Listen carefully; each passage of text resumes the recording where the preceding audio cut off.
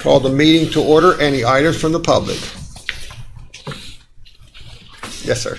Yeah, I was informed. All the other faces look familiar. So I was informed earlier that my problem is going forward, I guess, with the no left turn sign, so I won't take up much of your time. I just pray the Lord give you the wisdom to figure out what to do with this problem.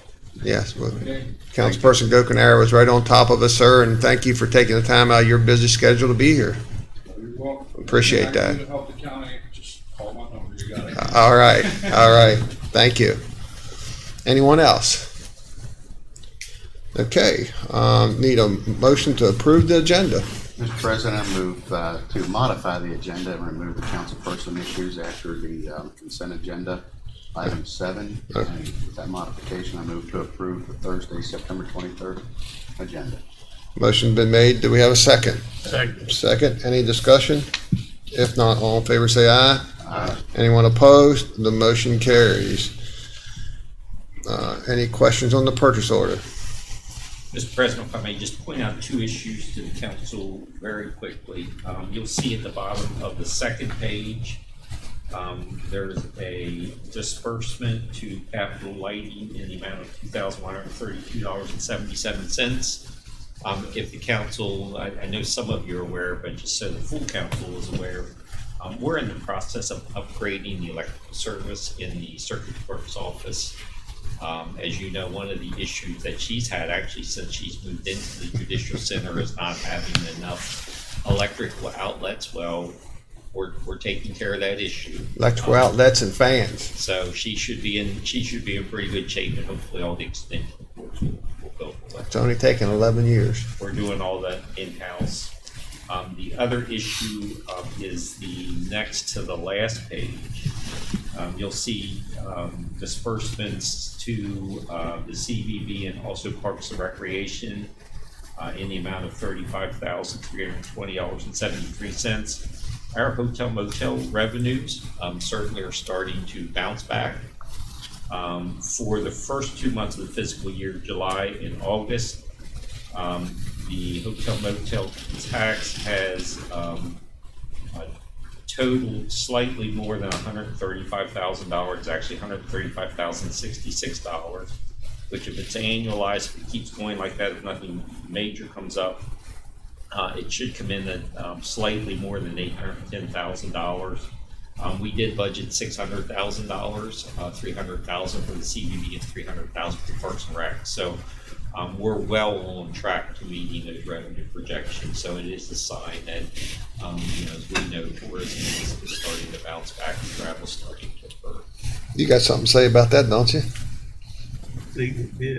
Well, I had a guy coming into town the other day, and he drove all the way this side of Hancock before he decided to make a reservation at a hotel for the night. And he called every hotel he could find in this whole area and couldn't find any. He had to turn around and go all the way back to Cumberland. Was the only place that he could get a room. On the 81 corridor. Yeah. Yeah, drive all the way back to Cumberland. He was coming from that way. All right. Anything else, Mr. Davis? No, sir. That's No internal budget revisions. sir. We have anybody have any questions or statements on the purchase order? I'm sorry. Okay.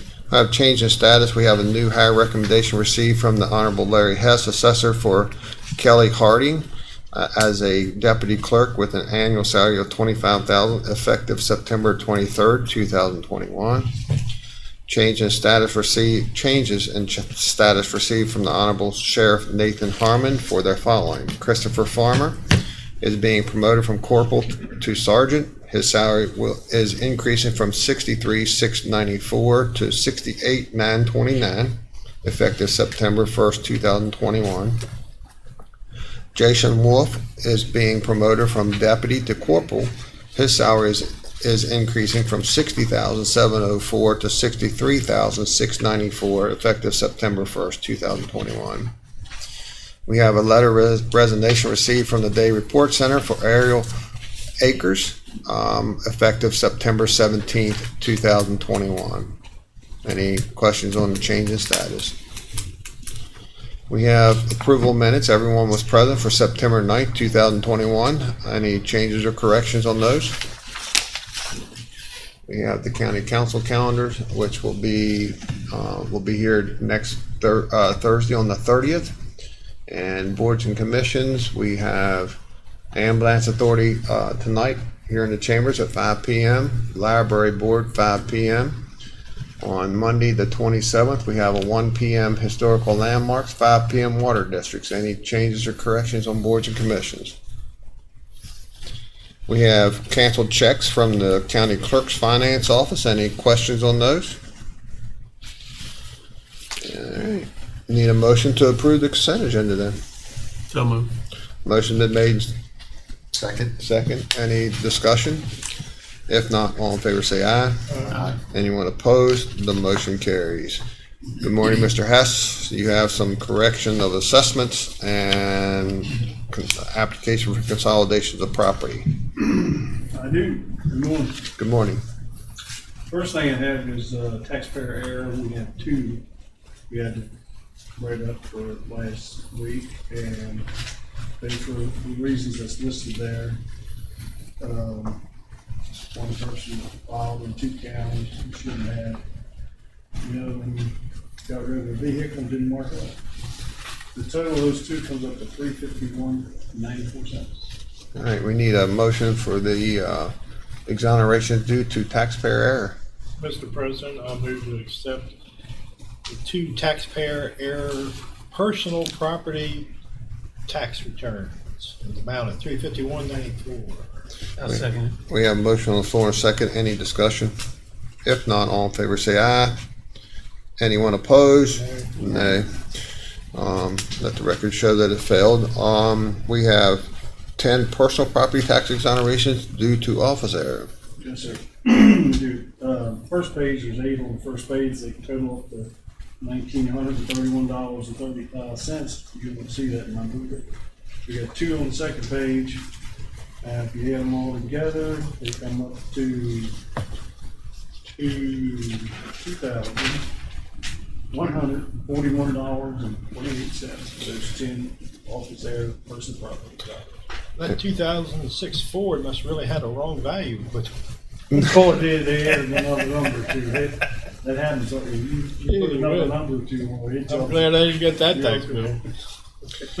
All right, Mr. so, President, I'll make Yeah, a motion makes a to, big difference.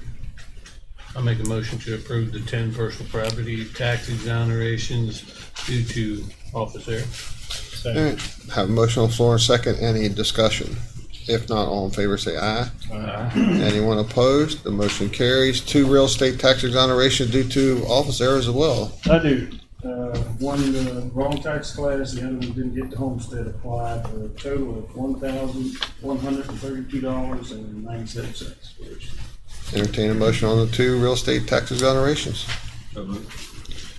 And have a motion on the floor and second. Any discussion? If not, all in favor say aye. Anyone opposed? The motion carries. Thank you. And, We have 2 consolidations we put together last week. First was for Randy Rockwell, had 2 parcels in the Jarrettstown district, map 29, parcel 38 and 16.1. We'll put them together so you get one tax bill. That's why we always do that. And we have one for Jonathan Turner, had 2 properties in our district, map 14H, parcels 7 and 8. Same thing. When we get one tax bill, so we consolidate those 2. all right, we have, need a motion on the 2 applications for consolidation of property. so moved. Second. Motion been made and second. Any discussion? If not, all in favor say aye. Anyone opposed? The motion carries. Thank you, Mr. Hess. Thank you. Board meeting reports, Mr. Barnhart. Well, thank you, Mr. President. I had a health department meeting Monday, and of course, the main item on the agenda was COVID. They still, so Monday, they had no direction, of course, with the booster shot. That didn't come till what, yesterday, I think they approved it. For over 65. Yeah, and of course, you can go some places and get the shot. It's not appropriate, but you can go. I think there's some pharmacies and like that giving it. The health department hasn't had any information yet on how to do it and that kind of stuff. So that is still pending. You say it's not appropriate? Well, no, because it hadn't been approved by the feds, and they're giving some pharmacies I hear are giving the shot out anyway. It should be. They're not calling it a booster. Well, Dr. McLaughlin said, of course, this is Monday, there are no beds at Berkeley or Jefferson County hospitals. How much are they understaffed? I have no idea. That's not the health department's purview. Well, I think last time they spoke, when they were in here, they said that they were like 20% understaffed at that point. Yeah, say they have no beds. So if you have an issue, you'll be sitting in the hallway or the emergency room. And of course, one thing that's making it difficult because of the COVID is investigation of other diseases. They had a potential measles case. And of course, they're still working through that, but it just makes it tough to work communicable diseases when you got COVID overhanging. So it makes it tough. That was my report. Mr. Delier. Let's see, I did have a Main Street Martinsburg meeting.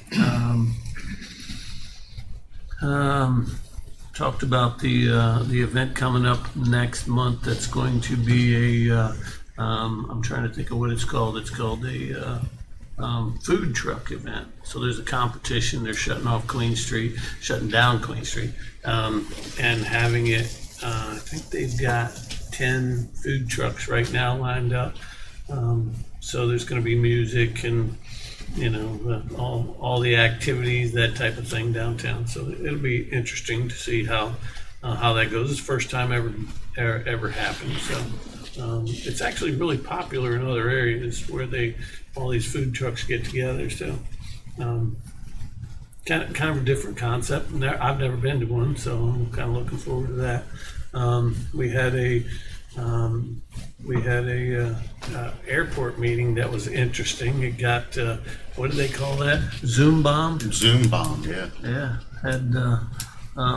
had some crazy individuals get on there and Wreaked havoc. Oh, is that right? yeah, cussing and carrying on, and it didn't even start the meeting. And then they went to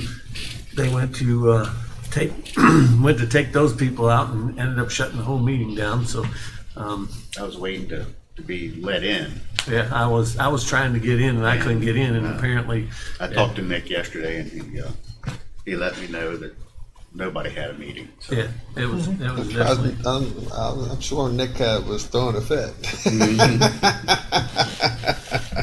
He couldn't believe it. He was like, he never heard such thing happen, and that's it was From out of country. well, yeah. He said the guy who was definitely speaking with an accent. So, but yeah, so they've made some arrangements so that doesn't happen again. They have a little more control over the meeting, and you can, if you set it up first, you can you can silence people, and they can't get off of it. And what's happening was they silenced them, and they just Yeah, but the problem is, are they hearing your meeting? I mean, it's no big deal. It's all public meeting, right. but I'd hate for people. Right. The idea was that they were getting on, and they get on these Zoom bombers get on, and they take over the meeting. Right. So they move it in whatever direction that they think it ought to go in, and just wreak havoc is all they're doing. So you do have a plane out there, so you can fly in and knock on their door. have to find them. But I'm sure, of course, it could have been somebody like Jim on there that just didn't know what they were doing, Yeah, could have been. It wasn't. I did have a CVB meeting, did not have a quorum, but ended up in Roger Engel kind of ended up taking over the meeting or the conversation at the meeting, talking him and I back and forth about Parks and Recs and the Apollo Theater and things going on with all that. So we ended up in a good conversation about that. And then Senior Services, had a Senior Services meeting yesterday. Amy is in quarantine. We had somebody in the lower level of the building tested positive for COVID. So the CDC's guideline said one thing, and the health department suggested to go on a stricter level. So the staff in the lower level went into quarantine for a few days, and other than that, kind of business as normal. Trying to find help, and they ended up getting. They've got a grant that they're getting from the federal government that's going to be that they get it all the time, but it's going to be 25% more this year than it was in the past. But next year they're going to go to 5% of what it was in the past. So it's just a one-time thing. So they're trying to figure out ways that they can give their employees that they're only paying $9.25 an hour a bonus for retention, that type of thing. So, but other than that, I just worked. I understand. Mr. Whitaker. Other than the airport authority meeting that got Zoom bombed, I was on the radio on WRNR on Tuesday. We discussed about the quality of life here in Berkeley County, the Parks and Rec future site in South Berkeley, and what else? I don't know. Wasn't listening to you. There you go. Nobody ever does, but that's okay.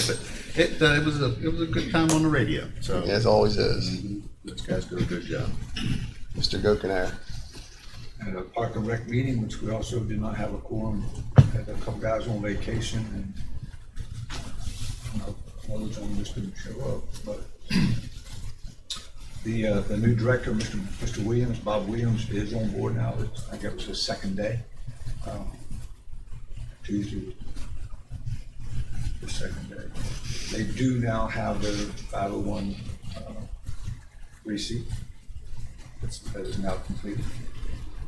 There is a dedication to playground equipment that was donated in memory of Chuck Taylor, Johnny Taylor's brother. And that dedication will be October the 15th at the Courthouse Farm Park. And there should be some really nice addition playground equipment to the park. And, the Doughboy is in Pittsburgh. Good. And all that has been transported up there. So they're hoping with a very aggressive schedule to be able to get it back here before Veterans Day. I'm not sure that can happen, but that's their goal. Also had a planning commission meeting, had 5 public hearings, one of which included the P&G waterway. And there were a few folks there from Donut Drive and maybe Stewart Avenue that were concerned about the runoff, coming through their properties. And the engineering firm that's handling it assured them that as if it would mitigate the problems that they already have. So hopefully won't be dumping any additional water onto those properties, that it will be channeled properly. And they're still working on the rewrite on the regulations. That's still an ongoing process. The target time for that, Linda's hoping, is maybe around the first of the year. Okay. Not to change the subject, but on the Doughboy statue, I was doing some work in town, and I met a lady, and we were talking about that, and she said that her father's name was on that. Is that right? On that plaque, yeah. So Yeah. she's in her 90s. Is that right? Yeah. Well, Yeah. that's pretty neat. That is. I have no meetings to report on at this time. So I guess the 10 o'clock bid opening, Mr. Davis, for Yes, this snow removal, the RFP that's out. Yes, sir. As the council's aware, we actually have 2 separate snow removal contracts. We have one contract just on 122 Waverly Court, and we keep that as a separate contract because we share the cost of snow removal with the Central Church of Christ. And the guidelines for snow removal are a little different there, only because we typically wouldn't use snow removal on the weekend, whereas there, because of church, we work with Fitzur's Chapel Pines on snow removal in that particular area. And we actually have correspondence from them requesting that that we extend the contract for the 3rd year, the second out year for the 3rd year of that contract, which we'll be bringing to the council shortly. The bid opening today is snow removal for the other 11 locations in the county.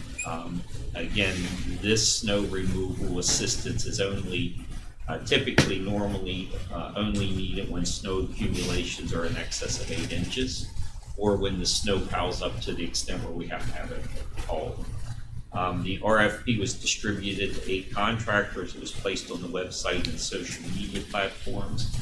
It was advertised in the Martinsburg Journal on Monday, August the 30th, 2021. We do have certification publication on file also in your packet. We had a mandatory pre-bid conference on Tuesday, September 7th, 2021. And if you'll recall, in years past, we've had instances where we could not get anyone to assist us in snow removal. For the past couple of years, B&R Mowing and Landscaping has been the only company that was willing to assist us in snow removal, and they were the only company that showed up at the pre-bid conference on September 7th. As I mentioned, they have had the contract for several years, and Brian Dorsey, who's the chief principal of that company, has done a good job for us over the years. So bids were due no later than 4:00 p.m. yesterday, September 22nd, and we did receive one bid for snow removal from B&R Mowing and Landscaping.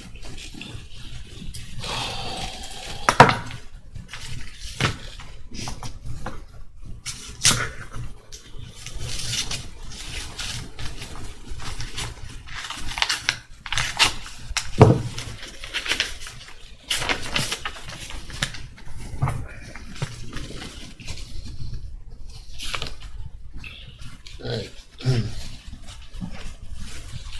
And Penny, it's B&R Mowing and Landscaping, 964 Rock Drive, Martinsburg, West Virginia.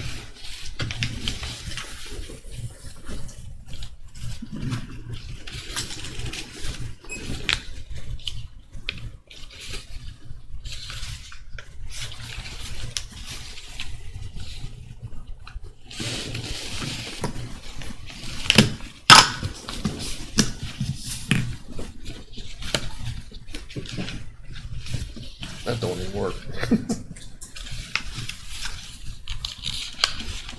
Okay. It has the Ford Boss blade, 9-foot, 2-inch Power V on a 2000 Ford, 136.59. A GMC Boss snowplow with controller and snow deflector, 2007. Is 136.59. GMC again, 136.59. You have a John Deere 1.5 yard bucket, 10-foot John Deere V blade for the rubber tire loader for $180.35. A Bobcat skid steer loader at $142.06 with a high dump bucket. You have a John Deere 400X loader, compact utility tractor, which is $103.81. A John Deere 6430 tractor and loader, 2010, which is $174.83. A Bobcat Toolcat with the 74-inch low profile bucket is $136.59. International tandem dump truck, $180.30. A Western Star 1995, $180.30. A Mack Ford truck with plow 2003, which is $142. I'm sorry. The Mack is $180.30. The Ford is $142.06. The Guild track skid loader is $142.06. The Caterpillar track skid loader is $142.06. Backhoe is $163.91. It has the salt applications, but we do our own salt, right? Yes, sir. Okay. Just as a point of reference, last year, and those costs are per hour. Last year we paid $132.61 per hour for a pickup with a V plow. And as Council President Openhour, they quoted $136.59, so it's up about $3 an hour. And that probably do the wages and fuel it. Correct. So we will review those and hopefully have a recommendation back to you next week. Hopefully won't need that this year. Yeah. We hope. Suit me. Thank you. I think out west they probably prefer it, but we don't. I think we're okay. Actually, out west they had their first snowfall. Is that right? Yeah. All right. Next on our agenda is Tracy Gillum, Grants Administrator. We have it on Sportsman's Paradise grant funding, but I actually told Mr. Davis we need to talk and say parks and open space. Because I can see where a grant application, I don't know whether it can be used for multiple locations or just single location, but we could actually talk about Poorhouse Farm additional property that the Stan and Scott Rhodes purchased for future purchase for Parks and for county for Parks and Rec. We also have Sportsman's Paradise. We have the park that's going in on the north end, and we have the park that we bought on the south end. So tell me whether that's feasible or. I'm not sure about multiple locations, but this is for tourism and outdoor recreation projects, and they want major projects, so $500,000 to $10 million. Our region, which is the Philadelphia region, has 17 states in it, and we were allotted, or that region was allotted, 95 million. This is for pier construction, improvements, new outdoor recreation and trail infrastructure and public access to recreation, accessibility enhancements. It needs to be consistent with the Region 9's current comprehensive economic development strategy. To be considered for any assistance, it has to go along with your application. You need a construction design, and it must include a preliminary engineering report. Well, we're going to be talking about that with Mike Baker, right? Well, if the council will recall, last September, we actually met with Troy Truax, identified Zoom, who's with Michael Baker and Associates, and they have the master contract with Region 9, and Region 9 is what we're working with. At that time, and they did come down last September and walk Sportsman's Paradise with Jack Lang. We had asked them for a proposal. It actually starts at, encompasses the area to the northwest. Vinegar Court. Pardon me? Vinegar Court. Yes, from Vinegar Court to the northwest, but did not include the newest parcel that we purchased this past year, to actually develop a comprehensive plan, a content plan development, final concept plan development, as well as a drone video. And we had talked about actually flying a drone from the Maryland side to the West Virginia side across the Potomac River, with kind of trying to pick what it would look like if somehow we could get the folks from the C&O Canal over to the Sportsman's Paradise. At that time, the cost of the draft concept plan development was $8,059. Final concept plan development was $8,059 for a total of $16,118, and the drone video was $7,916 for a total of $24,034. Again, those price estimates are a year old, so we have to go back and revisit them. But Michael Baker has reviewed the site. They certainly have the capability to do the plan for us. And I think it goes into what Tracy was talking about. All right, so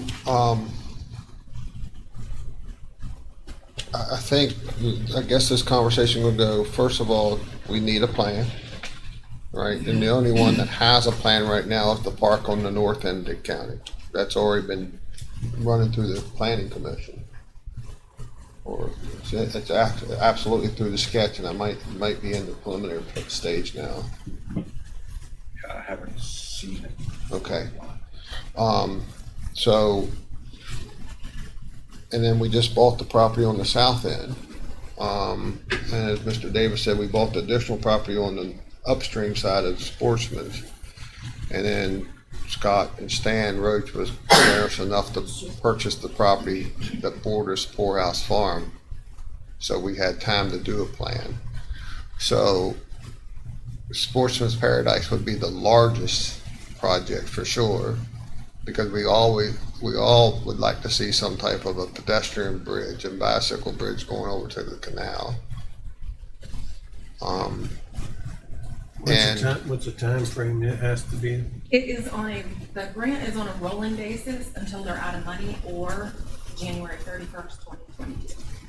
So, yeah, so, And I mean, what's the smallest amount? 500,000. right, so we know that the north end park would be about that. The south end park would be more than that. The land cost on the property out at Poorhouse Farm is already more than that. And Sportsman could take excessive amount of money. So, I guess we have to I guess we need to find out, naturally, do we want to pursue this grant, which I'm sure we do, and how fast we can get drawings done. I don't know how, we have to find out, Tracy, I guess, on what type of drawing are they looking for? Are they looking for a conceptual drawing, or are they looking for shovel-ready drawings? I believe it's shovel ready. Mm-hmm. Yeah, that's a little bit of an issue. It'd take a while to do that. The only one that would have that right now would be North End. So we need to get started ASAP. The other thing that this grant will help with is accessibility enhancements. Is that when they talk about accessibility, do they mean accessibility to art? For example, we know that the entrance road to Sportsman's needs some. Right, absolutely. Would that be included in Yes, this? roads to a park is included. Yeah, and that down there, we can see it being a first riverfront park with camping. So, It sounds like it's too much. It sounds like to me that all of them together are going to be too much for one person to put or one group to put together and to get it done in the time frame. well, we want to ask them, because they are the group that Yeah. this is their specialty, is recreation and open space, if I'm not mistaken. Well, it's the same group that's working on a strategic plan. Exactly. For Parks and Rec and development. So can we at least reach out to them and see? And I believe you can turn in as many applications, but I think it's one project per application. Right. So Okay. each one would be a project. So I guess the question today, do we want to pursue the grants? I think absolutely. Why would we not? And just so you know, when Tracy and I first talked about this, the grant could be 100%, but it could require a 20% match. So we wanted, and certainly that would fall under your quality of life funding. Mm-hmm. But as you know, anytime that we apply for a grant, particularly when there's a potential for some matching funds, we get the council to bless it. Because last thing we want to do is apply for these grants and get them, only to have to come back to you and say, well, we've got $1 million grant, but it requires a 20% match. And I think want we you to all- know up front that, Tracy, of course, will do her best to get the maximum amount out of the grant that she can, but there may be some matching funds necessary. Which we have the funding for, just No, again, didn't want you to be. Well, I was thinking about the engineering and the drawing and the plans, and then you have to have estimate cost and all that stuff, so it's something that would have to be very, very, and you said that The deadline is January 31st, 2022, or until they can expend it all. right, so time is of essence, I mean, very quickly. So why don't we reach out to Mike Baker and see if he can do the plan, since he's already doing the strategic plan. And actually the smaller ones, you can get them done faster. But, I mean, that's lightning speed to come up with a complete drawing. At least start a conversation with them and find out what they think they're capable of meeting timeline. But if they put a plan together, you still got to do a engineering plan on it, right? What'd you say? Does it have to be a full-blown engineering It plan? has to be a preliminary engineering report. A report, right? Okay. Okay, all right, so I guess, give Region 9, see if we can't get Mike Becker in to talk about, or sooner the better, about turnaround. I have The good thing is that they're being $24,000. It ain't gonna take a whole lot of time to do that, Right. all right? So, And like I said, they've had boots on the ground here, last September, and they walked the site. They know what conceptually what we want to do with Sportsman's. Is the road improvement into there something that our engineers could put together, or do we still need an outside person to do that? No, probably that in the outside of that. Yeah, if you just need a report. That's actually Jim Golden's background. Right. Tracy, it sounds like absolutely we would move forward on this.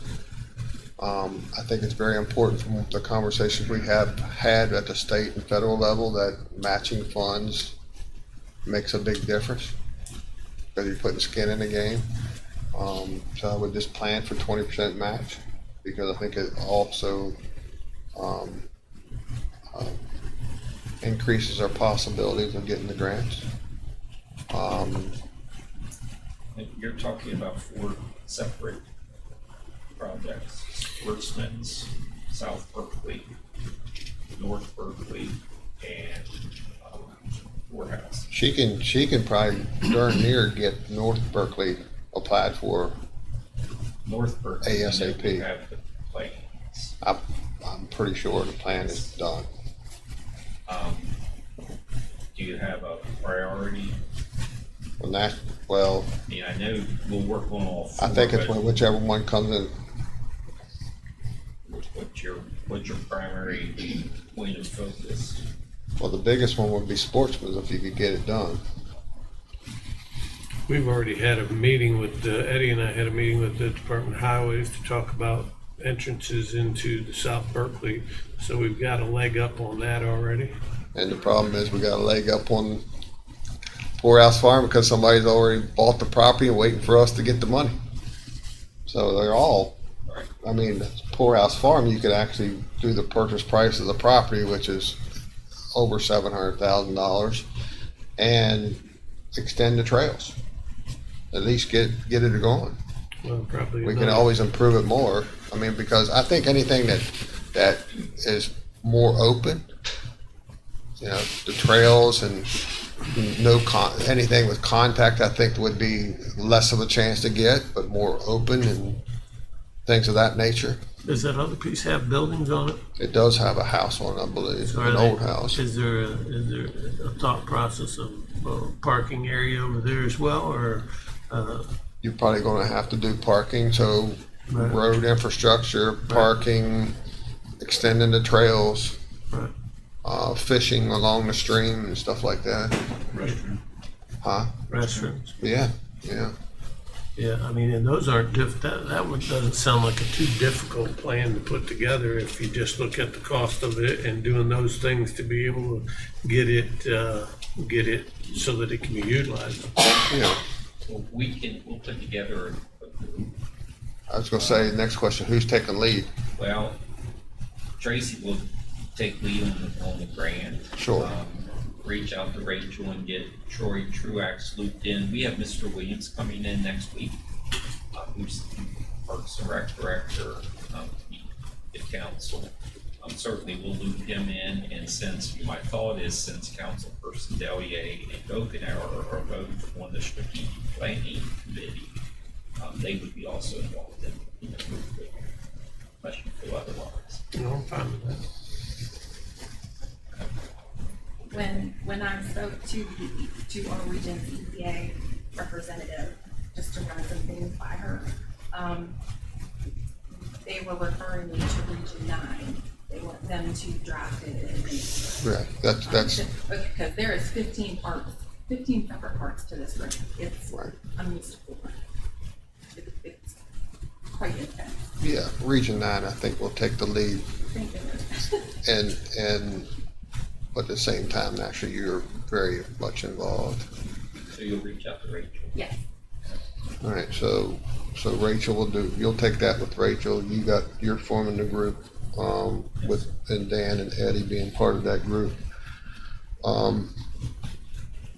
Okay, all right, we'll move we'll move at lightning speed as fast as the government will allow us. Let's put it that way. All right. Thank you, Thank you. Tracy. All right. Let's go ahead and do trick or treat, Mr. Davis. Yes, sir. As the council's aware, normally about this time of year, we start getting calls from residents outside of the city limits wanting to know when the council, or if the council wants to do trick or treat for the year. Last week, the city of Martinsburg officially declared Sunday, October 31st, 2021 from 6 to 8 p.m. for trick or treat for children 12 and under. Of course, as it was for last year, it's not an official event. There will be no rain date in the event of inclement weather. Residents may opt out and choose not to participate if they choose. Participants are encouraged to abide by federal, state, and local guidelines for social distancing. If this council so chooses, I recommend that trick or treat for those individuals and residents that elect to participate in areas outside the corporate limits be scheduled again to coincide with Martinsburg and be scheduled on Sunday, October 31st, 2021 from 6 to 8 p.m. Of course, all that would be subject to change if the governor or health departments would issue an order to the contrary. All right. Need a motion to approve the trick or treat date. Motion's been made. Do we have a second? Second. Second. Any discussion? If not, all in favor say aye. Aye. Anyone opposed? The motion carries. All right, let's take a break and we'll be back for Joshua Byers.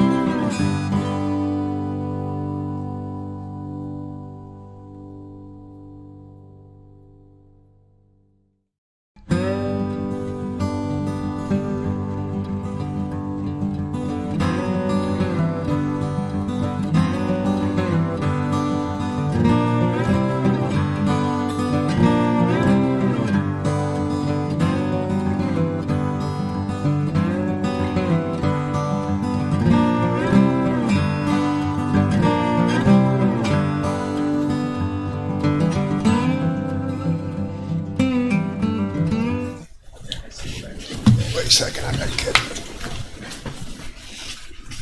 Don't wait. And let us know. So, you got Tracy. Hi, John. Well. We're back in session. Next on our agenda is Joshua Byers from Crabtree Rural Ball and Associates, a master plan for the Dunn Building.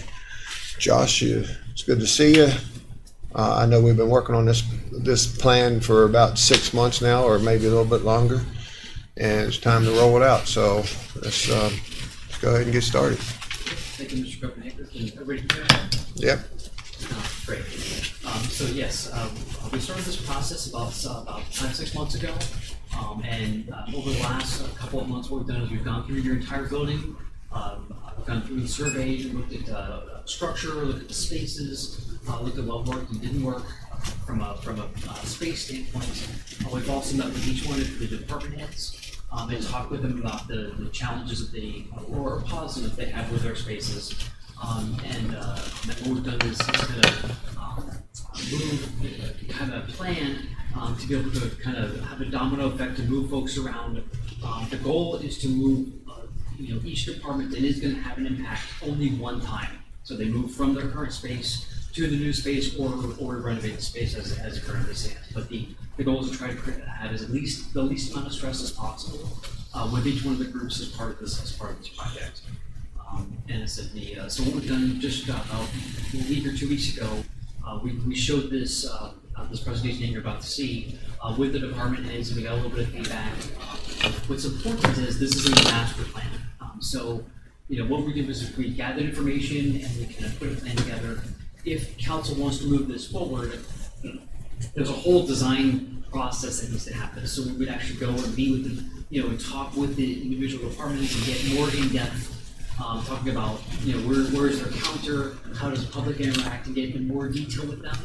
This by all means is not a final design that we can give to a contractor. This is just a master plan. Does anybody have any questions about that before I get started?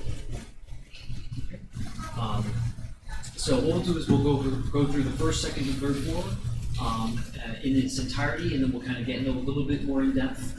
So what you see on the screen is the kind of the next step for the first floor. So one of our goals is we have many goals on this, but one of the goals is to try to get the public spaces where the public visits consistently or seasonally onto the lowest level, onto the first floor, to make it as easy as possible for folks to be able to get from the parking lot to that space. So the main spaces are the fire and ambulance board, assessors, tax office, the clerk's office, voter registration, and fiduciary are what we believe to be the spaces that are most visited by the public. The good news is that you have the space with a couple of vacancies. One of them is recovery resource. If IT moves, there's a couple of where fiduciary and voter registration are shown are currently vacant. The good news is that we believe the space to be able to move these functions down or from another building to be able to create us in the most public spaces on the first floor. As you go up in the building, it's the least amount, and then by the time you get to the third floor, the tween floor, there is no public witnesses that. Okay, so the other thing we're trying to do is not only to try to get the public with the most accessible spaces on the lowest level, but also to try to get adjacencies where folks that are working together or that have a relationship that could be closer to one another. So an example of that is the fire and ambulance board that do have a relationship. They're not combined, but have a relationship to try to get them to be closer adjacent to one another, to see if there's a possibility to share space or resources with each other. So on the first floor, and what we're looking to do is to place this in the fire board is going to remain in its current location. And ambulance board will be located where recovery resource is moving out of. I believe they're pretty close. Yes, that's correct. Close to moving out. Yes. And then one of our goals is to try to move the clerk's office from the old courthouse over into this building. Let's talk, Josh, about the ambulance. The Recovery Resource Center is moving down to 800. So that is under construction and getting very near for them to make that move, which frees up the ambulance authority's new space, and the fire board, which we've already talked to the ambulance and the fire boards about sharing a lobby and doing a collection, and then splitting everything else would stay separate. And can we talk about that area there a little bit? Sure. So the fire board, is a would stay in its current space. We look to possibly give them a little bit more like that waiter or the old dumb waiter that's there, to possibly remove that and be able to kind of reconfigure their internal space. But as Mr. Copenhaver said, the lobby that is between Recovery Resource and Fire Board, which goes out to the stair, we actually do not need that access from the first floor to that stair for a fire egress, because you have a stair that's located right there, just if you're standing here just behind it. So what we look to do is, I said, create a lobby where public can enter in, go to one desk to be able to pay, both fire board and ambulance board at the same time. We're not advocating that you combine the bills, but this way that both of them, both the fire board and the ambulance board could share that lobby space, have folks out there.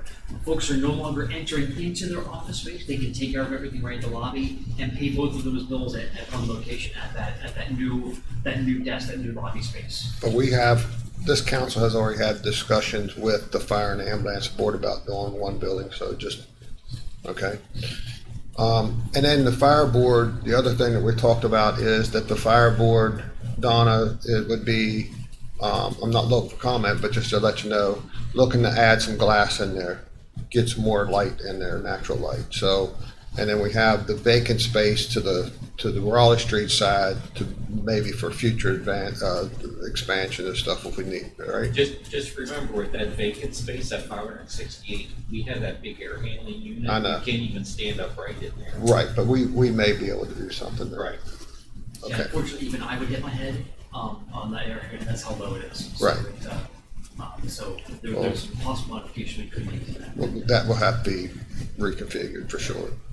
All right, so, and then naturally, the next, one of the things that we would be doing is that the fiduciary and voters registrations area would have to be done next, or in that phase, so that then the clerk, they would move out of their current space so the clerk can get their stuff. I don't want to steal your thunder, but go ahead. And that's a great point. So I said the goal is to try to move folks only one time.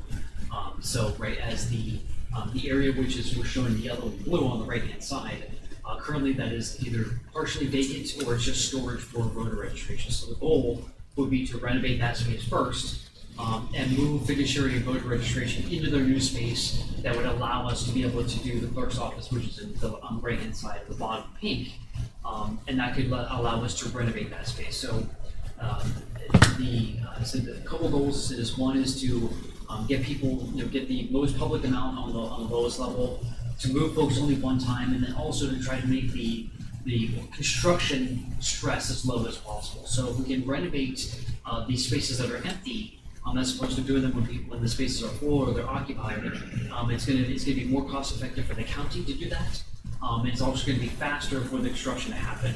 So So yes, Mr. President, so the goal would be as it is to renovate voter registration, fiduciary, those spaces, move those folks in, and then vacate the area and then renovate the area for the clerk's office to be able to move that office in there. This will allow them to move all the staff from the old courthouse, and there would be enough space there for the storage for items that they need to have on hand. We could also look at some of those items to be stored off-site. And in the great conversation with your clerk, talking about items that could be located somewhere else. And this kind of goes across the board with other departments, that they put a request in and say, hey, we need this within 48 hours, and those items could be delivered, here, and then we're not storing everything. We're trying to maximize office space and not necessarily the long-term storage items here in this facility. Josh, I think it's important to point out that no one's losing office space. That is correct, They're sir. either maintaining what they have or they're actually gaining some square footage. Is that correct? That is correct. So square footage wise, no one is losing anything. One of the big gains out of this is that through a efficient new design, is that we can actually, even if they have the same square footage, we can actually make it more efficient. Because over time, stuff happens. Folks, we add staff and people move into offices that should be in different type of spaces. So we have a kind of an opportunity here to refresh the entire facility and make everyone's areas more efficient from a design standpoint, and actually get them, in offices that are adjacent to one another, or workstations, or the desks, to make it better for the public, make it better for staff. We really have an opportunity here to improve everybody's situation in all of their offices. So thank you, Mr. Davis. I'm a little confused. How do handicapped people enter the building? So you have the Same place where it majority always of your is. accessible spaces are located right here where your water tower is. So they're coming in by the water tower? They can come right from that space. Just like they are now. Same place, same way they're coming down. Yeah, but the door over down here gets blocked off? No, the door going out to Raleigh Going Street on straight the out. first floor, which you gotta go up steps to do that anyway. Yeah, but, so all handicapped will come in where Corner there. below tax, where it says tax office. Yep, right. Yes, sir. That's where they all come in now. Well, yeah, but, coming in off Raleigh Street, that door will be blocked off. That's For the not first handicapped Door is not accessible gonna now be anyway. blocked. It's got steps there. You'll be able to come in, but you can just go up. You go up the steps, yeah, because it looks like there's a wall there. There is a wall for Lobby. but the steps still go upstairs. We have to have that one. Yeah. One of the positives is not only looking at accessible parking, but then also making sure the signage is there so it's very evident, so folks aren't going in the wrong direction to be able to enter. Yeah, that's what I'm worried about. So if they're parking near the water tower, which is where the majority of the accessible spaces are going to be, it would be very evident to say this is your entrance here, so folks aren't going into a different location getting frustrated. Which is part of our goal here is to do better wayfinding and make it more friendly for the public to come in and do their business, so that way that it benefits everybody. Did that answer your question, sir? Yeah. Okay. Again, this is going to be a plan. There's a lot of work that still needs to happen to make sure the design is what we want it to be. The goal of this was to make sure, globally, can we make this work?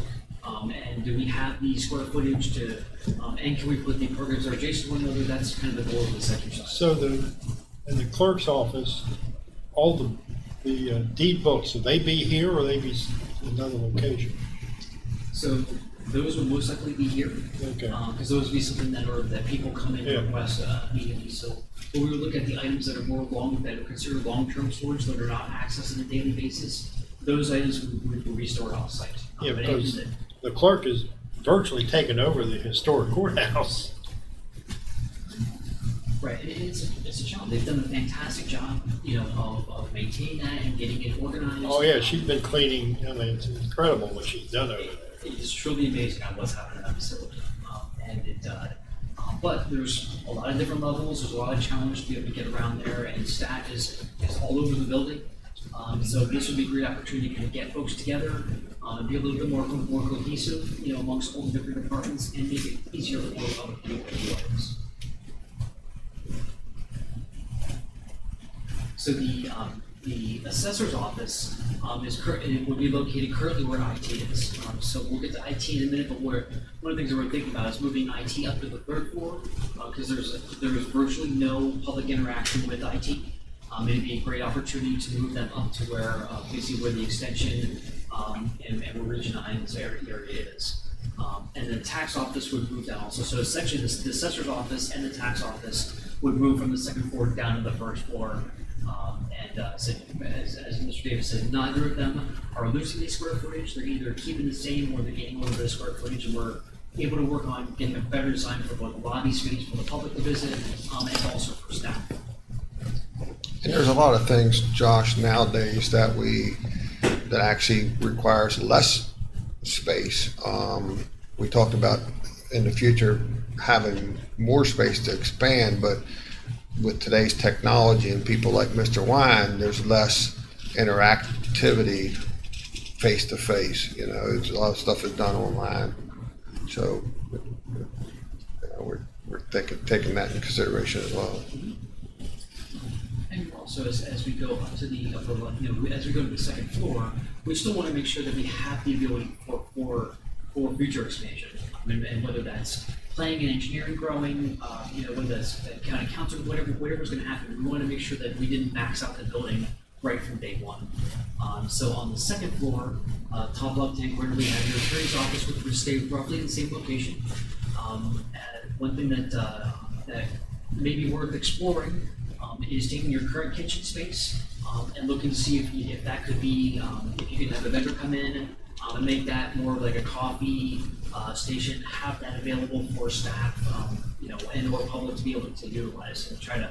It is such a cool space. It really is. Like it's a really great space. To be a great opportunity to get the possibility of a vendor in, or have somebody come in and give you have coffee and danishes and things like that, or lunches. And really kind of start to utilize that space, because right now it's a bummer that it is not being utilized to its capacity. Which naturally, right now, currently could be open to the public as well as our employees. So right now, we're not proposing any changes in county council engineering permits or planning, other than refreshing, paint ceilings, carpeting that need to get adjusted. We don't have any actual floor plan changes, although the plan right now is to possibly move the grants office and the communications director out of the county council space and give them their own space. So you can see in the pink area here, we're proposing to move the grants office over near their own space. And communications over, and give them kind of their own space to be able to not kind of be in the back of council. That also gives the council some additional space for either storage or for additional offices, and allows both communications and the grant spaces to be able to grow. They are doing an amazing job. Your grant, I got to say, of all the counties that we work with, I'm still gonna say you have an amazing grants department. I honestly they are doing a fantastic job.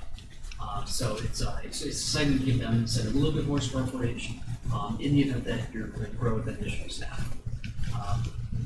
And I said that right now, as of right now, we're not planning on growing engineering permits planning, but we have the space that they can grow.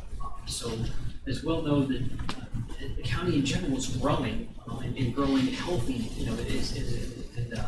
so in the event that planning and engineering needs to grow, that you have the square footage to be able to grow those programs.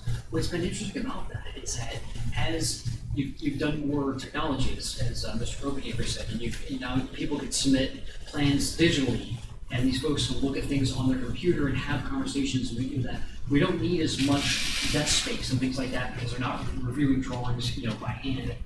So with technology, they don't need quite as much square footage, so they're able to kind of work within the space that they currently have. But in the event that you want to grow it, you have the space to do that here on the second floor.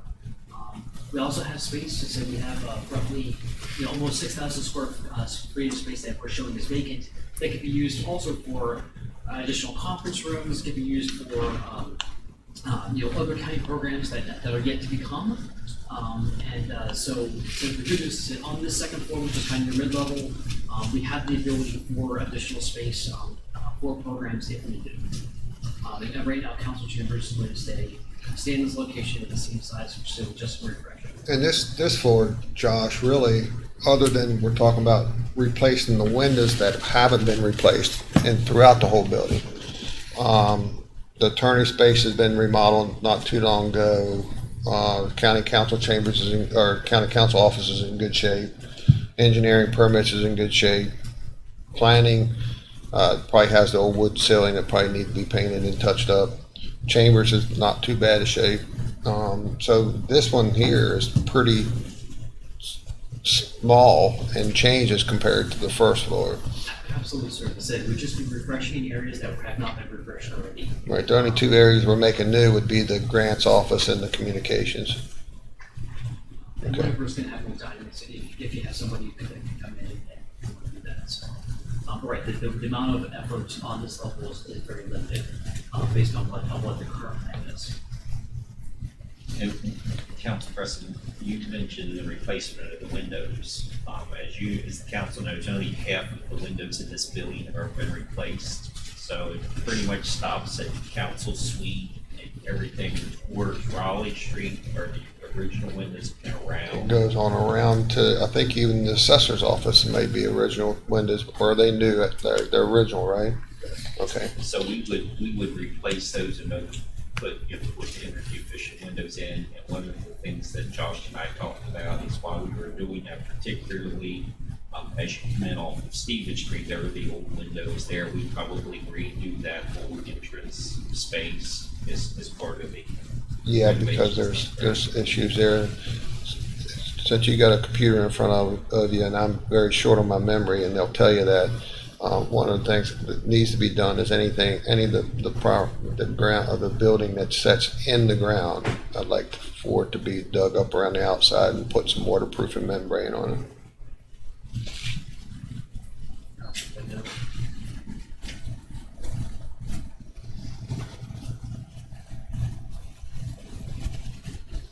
That'll be an archaeological dig for a while. And then as we move to the third floor and the twinning floor, what we would recommend is moving IT up into this space and finance. They are the two programs that are visited the least amount by public or not at all. Just like every department, you have both your IT and finance director.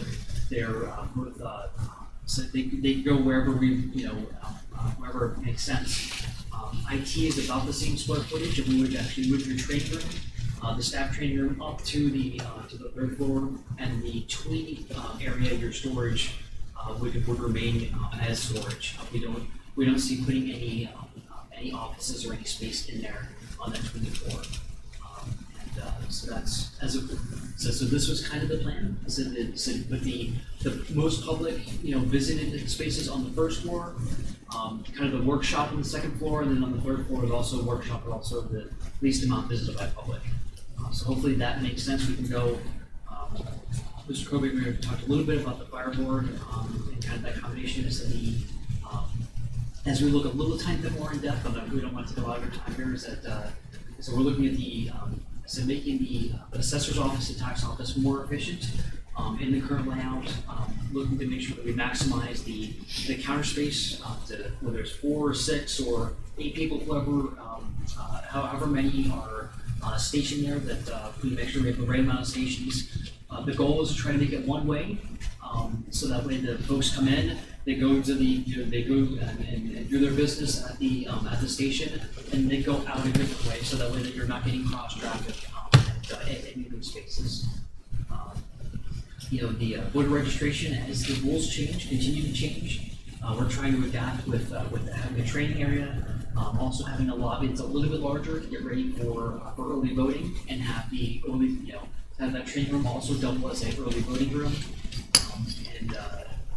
As we saw from the last election, there's going to be, there very well be a lot of people visiting for this year and for next year as we're looking at voting. And we are looking to do more off-site early voting as well, Oh, great. which will help a lot. Some things we do with fiduciary, is going to have some more meeting rooms. Because right now, that's a challenge, is having enough meeting rooms to be able to meet with the family and make sure that the rooms are large enough. So we specifically set that goal out, and did that in the design. And as to the clerk's office, making sure that we have a nice separation between the birth, death, and marriage, have separate conference rooms so that way that folks can be able to meet with the clerk or with any of the staff, and have enough area for storage and for space, for spaces like deed books, where public can easily gain access to it without reducing the overall level of stress. It's the second floor. We have the vacant space. We talked a little bit about this. Space for the grant's office, for both workstations and offices. As Mr. Paper said, the amount of scope on the second floor is reduced in an effort to try to create future space, and also not reduce spaces you've just spent money on. Then, I said on third floor, as we, if council decides to move forward and begin a design, we'll work with IT to make sure that the space that's currently occupied by the extension and by Region 9 is going to be efficient for them, whether it means that we're going to remove some walls or all walls and make it do a redesign, that is yet to be determined. And then and finance would fit quite nicely in the space that is currently occupied by the extension. So One of the things that's not reflected in the plans is the extension service. Extension service is currently on the third floor. I met with Mike Pro last week, the week before, and talked in detail. Our plan, our proposal to the council would be to move extension services out to 750 Baltimore Street.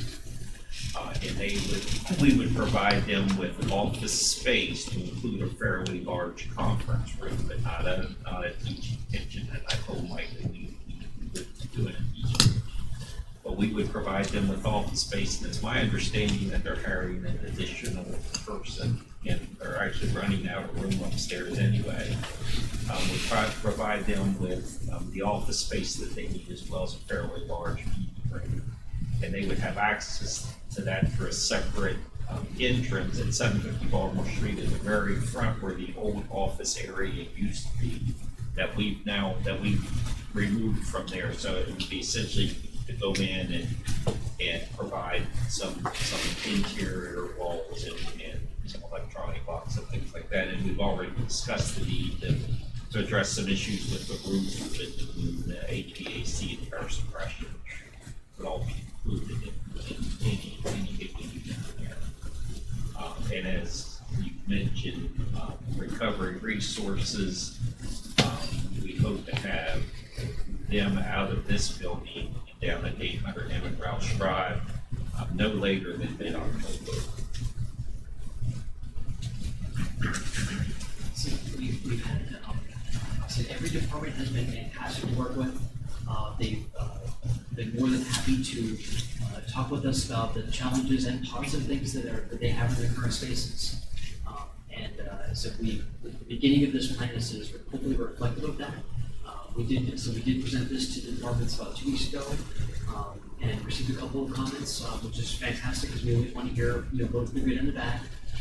We believe that construction time, that we'd be looking, design would be somewhere between 6 to 8 months. Construction could be 12 to 18 months, depending on how long. But most likely going to be 3 solid phases, where we renovate vacant areas, we move folks, and then we renovate their areas to be able to move folks again. So we believe there's going to be really 3 big phases of folks both renovating and folks moving. Like I said, the goal, what we believe it's achievable, is to have each department move one time. So there's not going to be an interim space where they have to move once and then move again. So it's 6 months to 8 months is a good design time to be able to meet with each other groups, make sure that the design is solid, before we go through and give plans to the contractors to be able to go forward. Anywhere from 12 to 18 months is reasonable for the total construction time. Some of the groups will be doing it early and moving, and some groups will be more on the tail end of that. as we're waiting for one department to move and renovate it, and then for that department to. And it also would be a matter of timing, based on their busy season. So for example, we know we can't move tax office and the assessor's office in July, August, September timeframe. We know next year, Florida's voters registration will be busy because of 2022 is an election year, and all that will be taken into consideration as we go through this process. We do want to say this, thank you to everybody who was part of this process, so the department heads and the committee spent a lot of time developing this. There was a lot of hard work that was put into this, and everybody said was during this process was absolutely fantastic to work with. And so if council decides to move this forward and move forward with us, we look forward to developing this. Does anybody have any questions or additional comments or concerns? The one other thing that we're talking about, just so everyone knows, we during this process, we will also, one of the things that we have our employees parking anywhere and everywhere away from the building, so we keep their customer traffic flow going from a parking standpoint. And one of the things that we've been talking about with the committee is we're only going to grow. The judicial center is going to be growing, I'm sure. We have the Crawford building. We have this building. We bought the old bank building, which used to be the old jail, for less than what they sold it for originally. So the real estate is for the county complex is getting more and more valuable.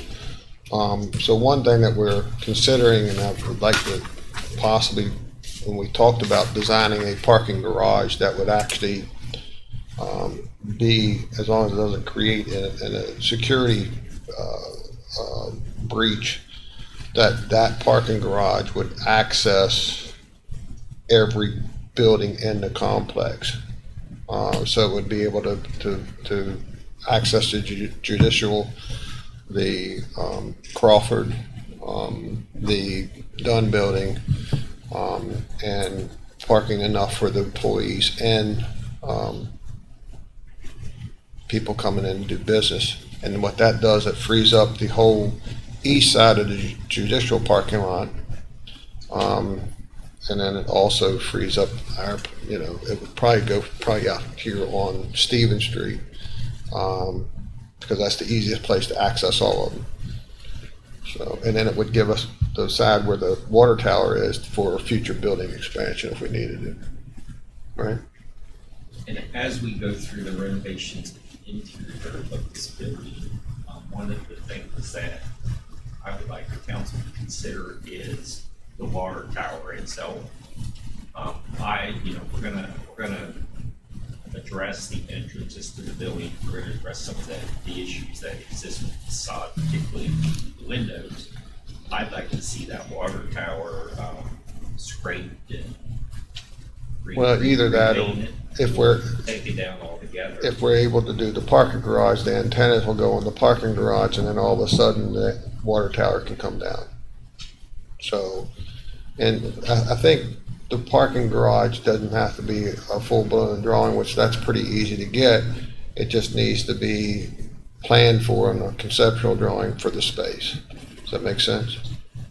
Yes, and there are some really great opportunities you have with the parking garage. One of them is, one of the things that we were looking at is how do we have better, more secure judge parking, for the bigger annex for the Crawford building. And that would be great opportunities to actually have the secure judge parking, even on the second level, to have them access their offices right from the secure parking. And then also, could we go over top of Stevens Street, and have a direct connection so folks are walking across the street, and maybe even the second level, create accessible parking and be able to go in.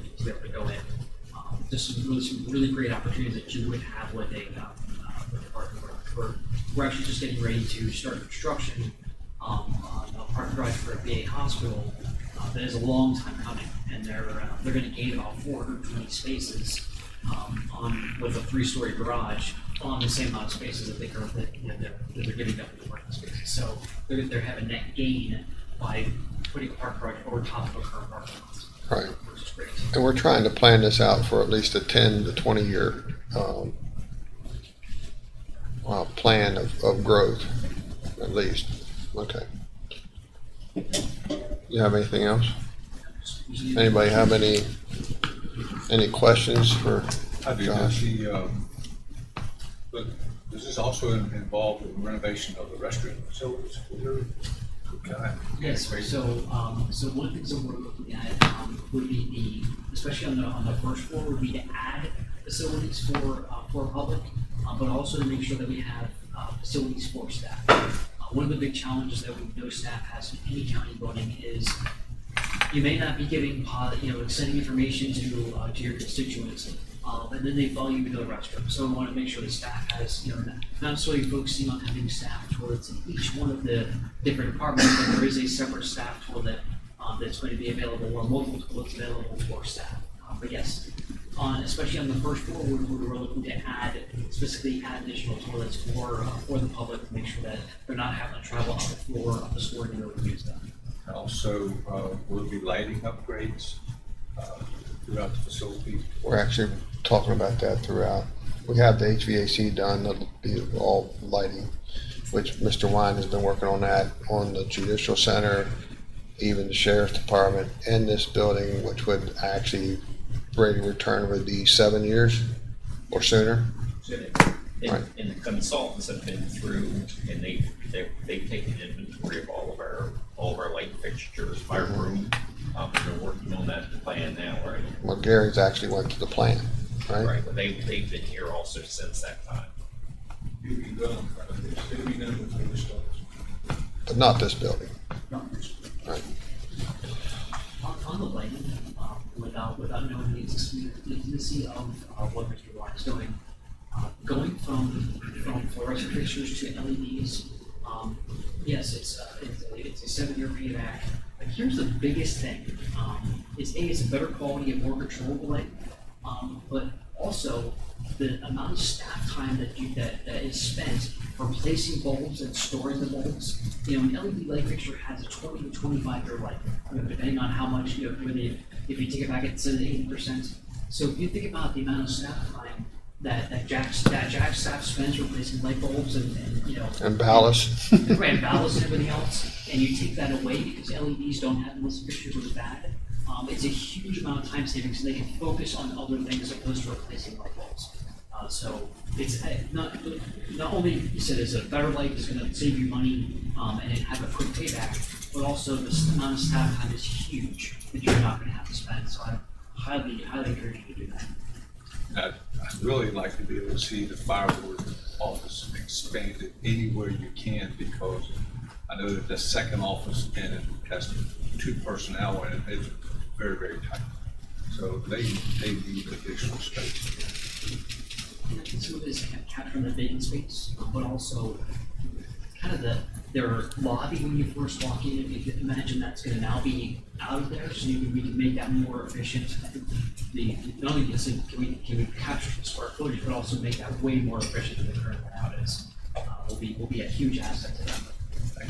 That area, add more glass, or in that area, even, Eddie, would be easy for an external expansion if we had to. Be ideal. That's not as tight in there. All right, the question is, how soon you want to move forward? Is what- Consensus of the council for us to move forward. If you recall, I guess it's been 2 or 3 years ago now, we awarded a contract to Crabtree to do 3 specific projects. The first has been completed for the most part, except for the pavilion, is the Day Report Center at 520 South Raleigh Street. The second priority at the time had been the addition to the health department, and of course that had been temporarily delayed because of COVID, but we're actually starting on Today, 2 o'clock. today at 2 o'clock, starting on some of the discussion and design work of the expansion of that, working with Bill Burns and the health department staff. And of course, then the third was the redesign of this building. So, Plus, we've done a preliminary on the Crawford building. well, that was done. We do have a preliminary on that. We talked some very, very, very preliminary numbers for this project's about 5 million. Do you want to move forward? Tracy, can you come up? I think one of the things we have to make sure everybody understands that this redesign of the Dunn building was actually on the books 12 to 15 years ago. Well, it was opened in 2005. The dedication was in 2005, but that's when Blue Ridge. No, but I mean, the design of the building, or there was talk about even moving the county clerk down to this building as longer than 12 years ago. Correct. So this is a old conversation that never gained any traction from day one. What really caused the initial conversation is when Blue Ridge decided to move out over their other campus, which I think was 2011, maybe. So this conversation's been ongoing for at least 10, 11, 12 years. And what we've done to date has just kind of been piecemeal.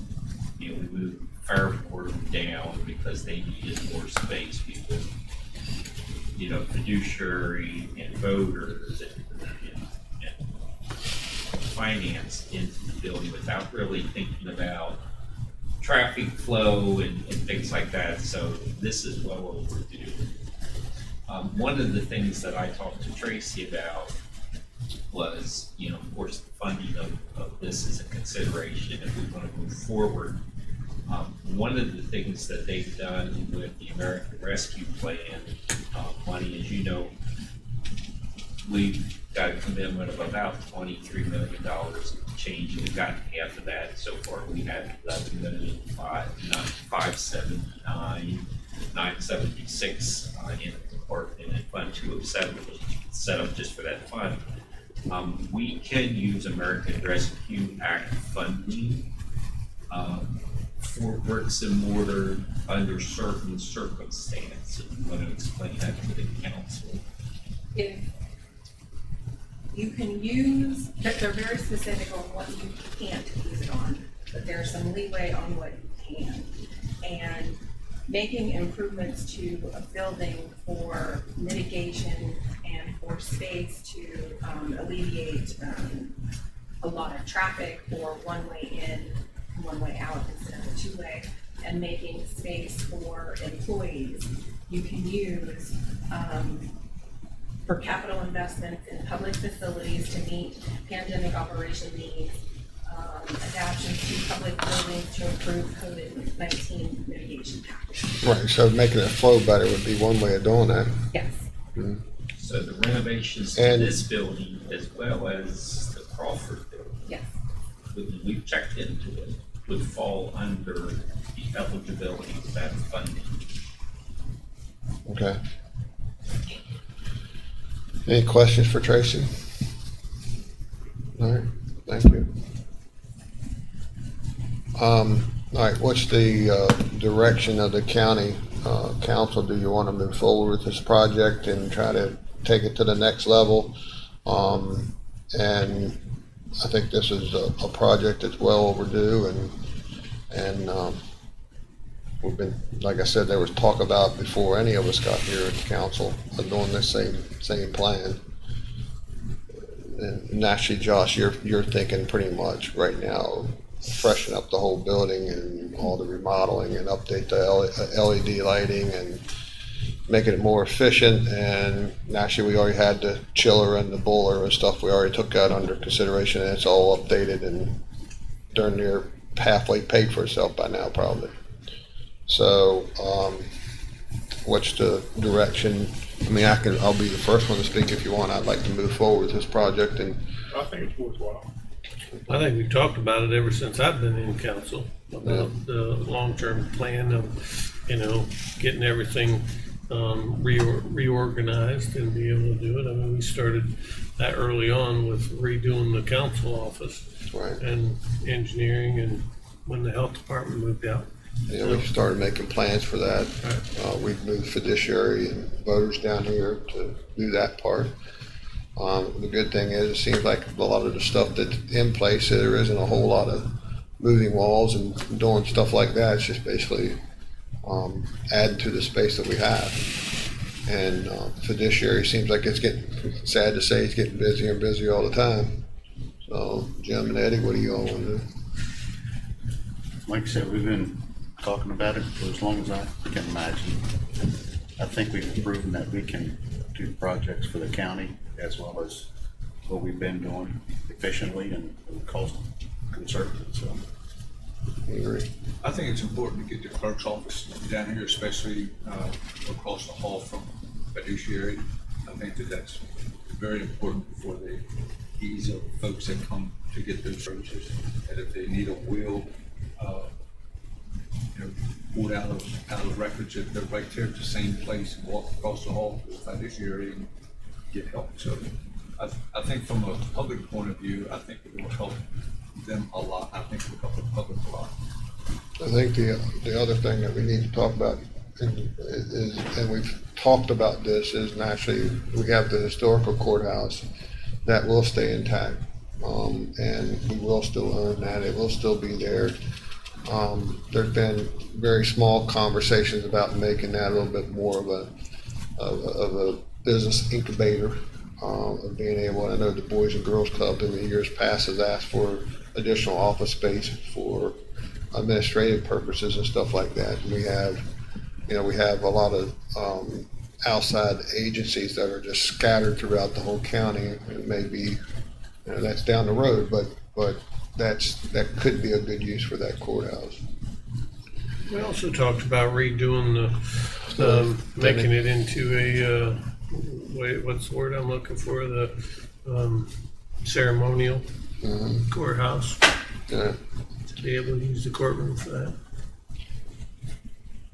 Yeah. So it sounds like, Josh, the direction that the county council is doing and is moving forward with the next step. You have to get with Mr. Davis on anything of that nature and keep moving forward.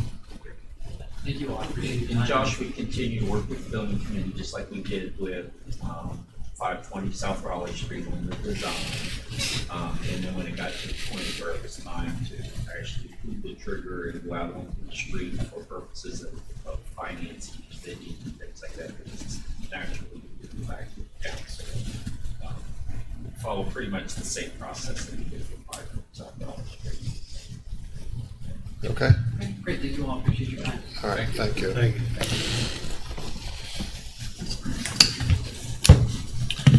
All right. I guess I'm going to go ahead and do items from the public because we do have executive session coming in. Any items from the public? All right. We have executive session for Mr. Davis, I think real estate. Actually, we have real estate, personnel, economic development, And potential litigation. All right. Need a motion to go into executive session. So moved. Second. We are in executive session.